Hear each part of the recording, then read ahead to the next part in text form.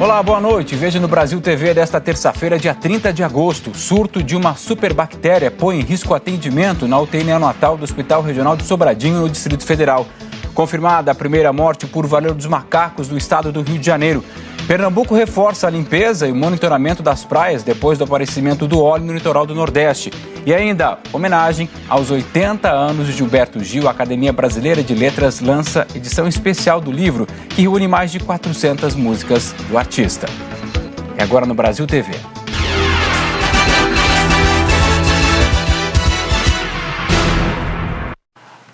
A UTI neonatal do Hospital de Sobradinho, que fica no Distrito Federal, enfrenta um surto de uma superbactéria multiresistente. Mesmo assim, a Secretaria de Saúde mantém essa unidade aberta. Ao menos 4 recém-nascidos estão infectados com a bactéria multiresistente, segundo o relato de funcionários que pediram para não ser identificados.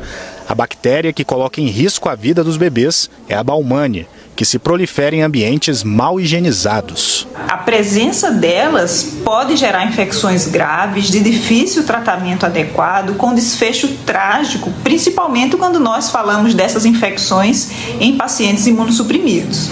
O DF1 teve acesso ao relatório enviado ontem pela Secretaria de Saúde à diretoria do hospital e que aponta hipóteses para o surto. Uso de unhas postiças por alguns profissionais. Falta de manutenção das incubadoras, impedindo a troca para a limpeza a cada 7 dias. E lavagem das incubadoras em local inapropriado.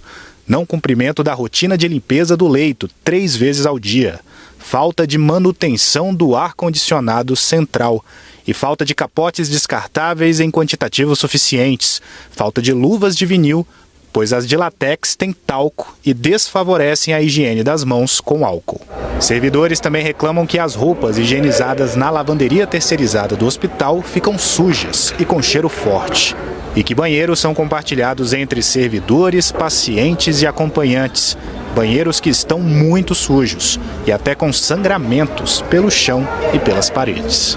Mesmo com o relatório, a Secretaria de Saúde não fechou até agora a UTI neonatal para uma limpeza reforçada, como é recomendado pelos infectologistas. O receio dos servidores é que a bactéria fique ainda mais forte e seja levada pelos pacientes para outros hospitais. Todas as medidas para reduzir o risco de infecção, como separação de equipe, implementação e rastreio dos contactantes, podem ser adotadas e, juntamente com medidas mais rápidas e outras medidas tão baratas como a higienização das mãos, elas devem ser adotadas para evitar que se leve uma bactéria de criança para outra.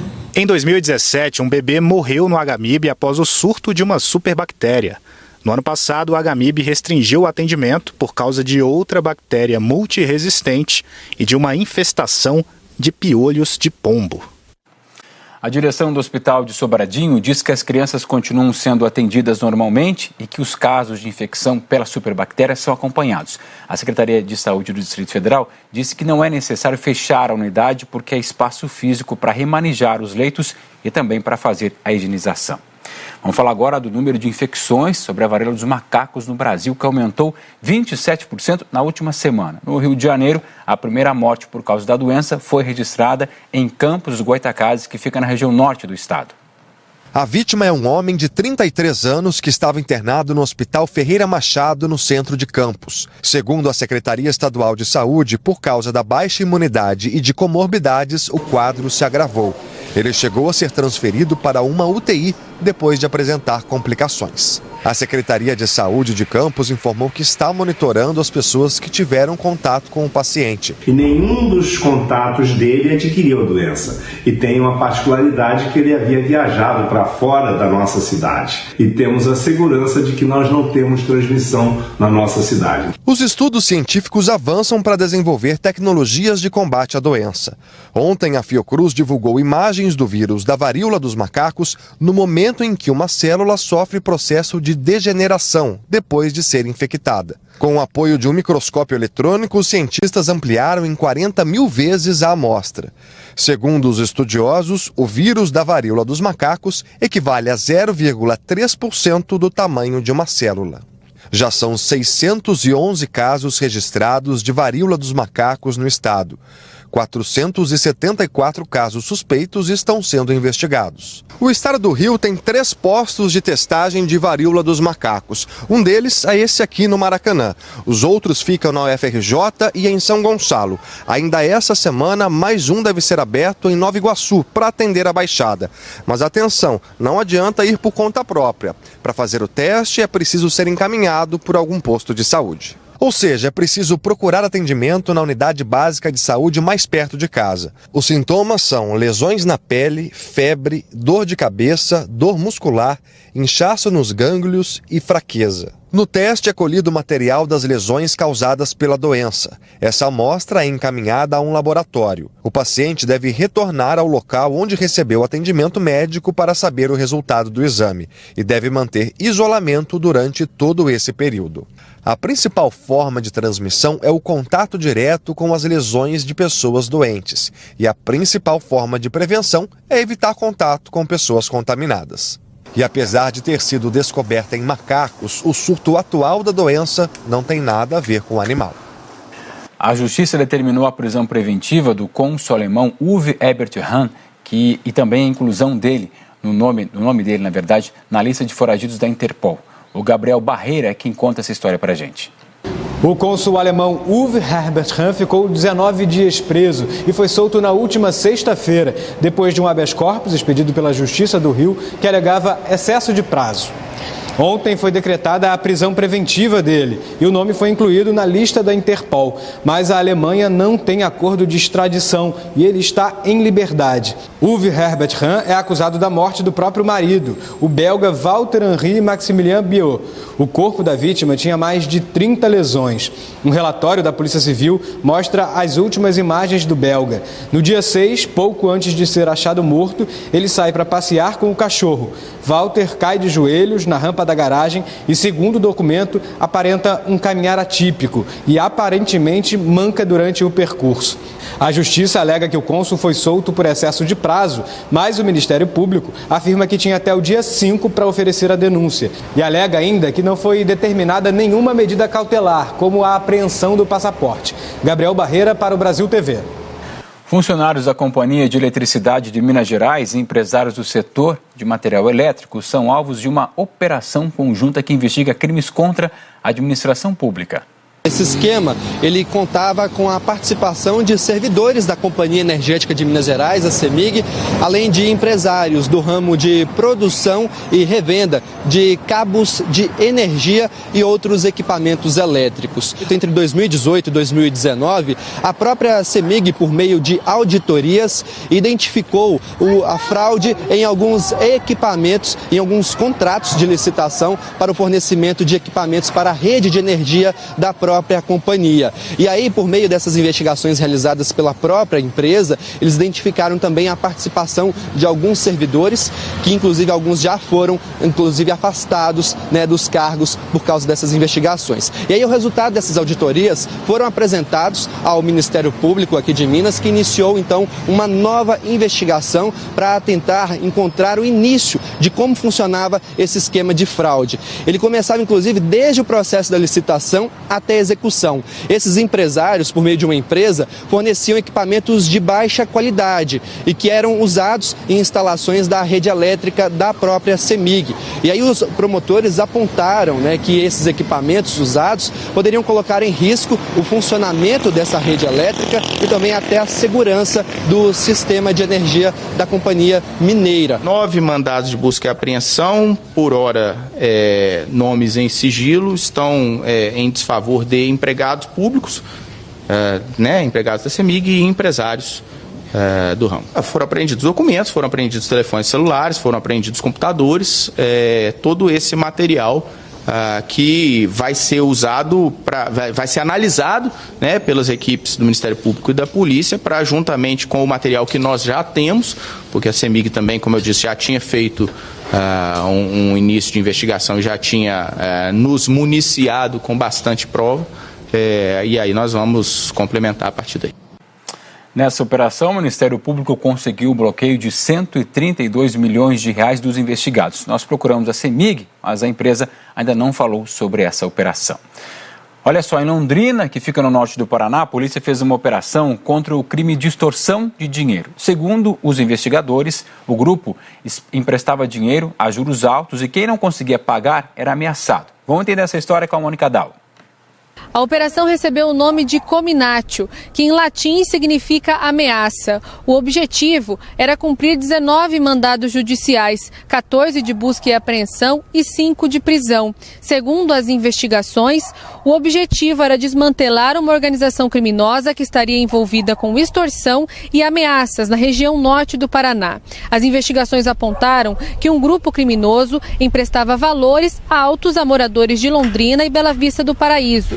Depois, cobravam juros muito altos e as pessoas não conseguiam pagar. Assim, as ameaças começavam e elas aconteciam por telefone e até mesmo na porta da casa das vítimas. Durante o cumprimento de mandados, a polícia apreendeu R$15 mil em dinheiro, cheques e até cédulas de moeda venezuelana. Armas de grosso calibre e munições também foram encontradas pela polícia. Essa operação envolveu quase 50 policiais da região norte do Paraná e prendeu 3 homens que estariam envolvidos nesse esquema. Com a apreensão desses objetos, a investigação continua na expectativa de encontrar mais envolvidos neste esquema. Mônica Dal, para o Brasil TV. Órgãos ambientais de Pernambuco reforçaram a limpeza e o monitoramento no litoral do estado depois do aparecimento daquelas manchas de óleo nas praias. O monitoramento, a partir desta terça-feira, está sendo feito em 15 cidades do litoral pernambucano. 9 delas ficam na região metropolitana do Recife.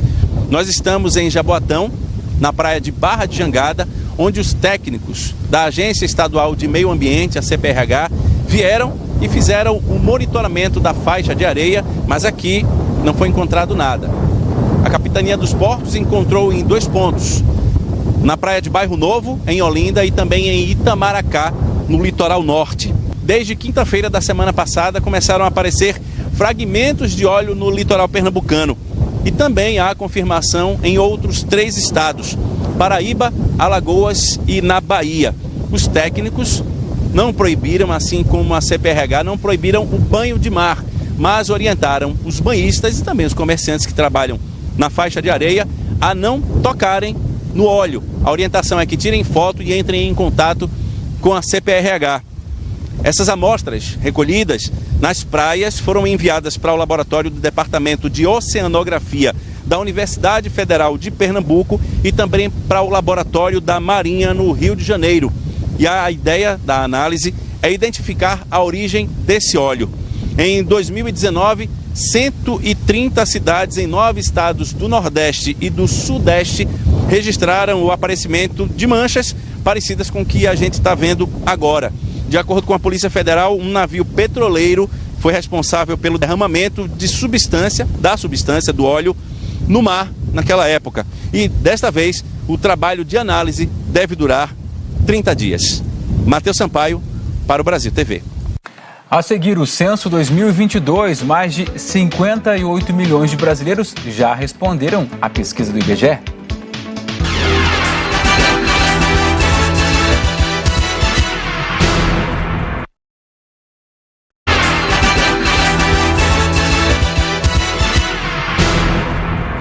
Brasil TV de volta falando do censo 2022. O IBGE divulgou hoje o primeiro balanço desse censo. Desde 1º de agosto, mais de 20 milhões de domicílios já foram visitados. A dona Maria do Rosário estava no portão quando Jorge chegou. Ela logo aceitou responder as perguntas. Tem algumas pessoas que ficam com medo, receosas, que entrar alguma pessoa estranha em casa, né? Mas acho que uniformizado, com crachá e tudo mais, não tem porquê. Em 4 minutos, a pesquisa estava concluída. Ela respondeu ao questionário básico, aplicado até agora em 88% dos domicílios pesquisados, segundo o IBGE. E 11% responderam à pesquisa mais detalhada, que demora cerca de 18 minutos. O trabalho do Jorge nem sempre é fácil. Ele telefonou para outra moradora que de início se recusou a recebê-lo. Não vou abrir não, porque esse negócio de censo está tendo muita fraude. Mas ela aceitou responder as perguntas pelo interfone. Vamos lá, meu amigo. O melhor desfecho é falar pessoalmente, frente a frente, mas tendo me atendido e bem, está tudo certo.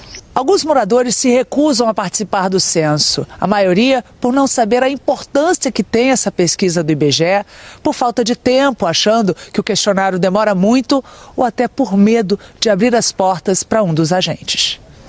Em mais de 560 mil domicílios, os moradores não quiseram participar da pesquisa. Os licenciadores andam uniformizados com colete do IBGE, boné e crachá, que tem um QR Code que leva à área de identificação dele no site. Quem não quiser abrir a porta de casa pode responder as perguntas na portaria, em frente ao domicílio, por internet e até por interfone ou telefone. O censo do IBGE começou no dia 1º de agosto, depois de 2 anos de atraso. O último foi em 2010. Quase 60 milhões de pessoas já foram recenseadas, em mais de 20 milhões de domicílios. A região Nordeste é a mais adiantada, com 36% das pessoas pesquisadas. Em seguida aparece o Sudeste, com 35%. Depois as regiões Sul, Norte e Centro-Oeste. O estado de São Paulo tem o maior percentual da população recenseada até agora, 15,5%. Depois vem Minas Gerais, Bahia e Rio de Janeiro. Os estados com os menores percentuais de pesquisa ficam na região Norte. Pela primeira vez, o censo do IBGE está ouvindo os quilombolas. 386 mil já responderam à pesquisa e 450 mil indígenas também. O IBGE considerou a pesquisa bem-sucedida até aqui, mas aponta uma dificuldade de contratação de recenseadores em alguns locais, como Mato Grosso, onde quase metade das vagas não foi preenchida. O IBGE também falou sobre o alto número de roubo de dispositivos e alerta que eles não são smartphones comuns e só servem para pesquisa. Hoje, completando 30 dias de censo na rua, o censo é um sucesso, já mostrando aí uma alteração na pirâmide etária, mostrando que temos um Brasil mais maduro, né, um Brasil mais envelhecido, né, vamos dizer assim. É o censo brasileiro, 12 anos depois, mostrando as transformações aí que a sociedade brasileira viveu ao longo desses 10 anos. Olha, segundo o IBGE, quem se recusou a receber o recenseador e a responder à pesquisa ainda vai ser procurado outras vezes, inclusive pelos supervisores do censo. Lembrando sempre que é possível sugerir um horário alternativo para a entrevista e também pode-se pedir para responder pela internet. Então, não tem desculpa, é importantíssimo responder o censo, ele é o nosso retrato, o retrato dos brasileiros. Mais de 400 canções em 80 anos de vida. Essa é a marca de um dos maiores artistas do país, estamos falando dele. Gilberto Gil. As canções de Gilberto Gil estão na edição especial do livro Todas as Letras, que traz as músicas e os comentários do cantor e compositor. Gilberto Gil em Noite de Autógrafos. Pacientemente, o imortal assina sua obra, exemplar por exemplar, para deleite de um público apaixonado. A noite, afinal, versa sobre isso, o universo poético de Gil, que está sendo revisitado a partir de uma nova edição, a terceira, do livro Todas as Letras, organizado e produzido pelo escritor Carlos Renaud. Ao mesmo tempo que eu fazia que esse trabalho tinha um caráter jornalístico e artístico ao mesmo tempo, né, poético, tinha um caráter também pessoal, porque as canções diziam respeito à minha vida, porque eu acompanho o Gil desde do meio da minha adolescência. O lançamento não poderia acontecer em lugar mais apropriado, o Teatro da Academia Brasileira de Letras, onde desde o fim do ano passado, Gil ocupa a cadeira 20. Conversamos com ele na Biblioteca dos Imortais. Isso também coincidiu com os 80 anos de idade, não é, que é um ciclo considerável, né, de coisas, 8 décadas, pelo menos 6 delas dedicadas a fazer música, a fazer canções, cantar e trabalhar música popular no Brasil e no mundo. É um calhamaço. São mais de 500 letras, desde as primeiras composições até as mais recentes. E o mais legal é que 350 dessas letras têm comentários do próprio Gilberto Gil, com detalhes sobre quando compôs, como compôs e a inspiração por trás dessa obra. Você sabia que Toda Menina Baiana é uma homenagem de Gil à filha Nara, que estava entrando na adolescência? Que a dançante Realce, na verdade, fala de filosofia oriental? São muitas histórias. Várias são comentadas desses vários pontos de vista da criação, do surgimento da gênesis das canções. A obra do artista nas páginas de um livro aberto e agora ampliado, que já está circulando pelas mãos de uma nova geração de admiradores e também de amigos mais recentes, como a colega imortal Fernanda. É um homem de caráter, é um brasileiro, assim, memorável. O Brasil TV fica por aqui. Outras notícias do Jornal Nacional às 8h55 da noite, hora de Brasília. Boa noite e até amanhã.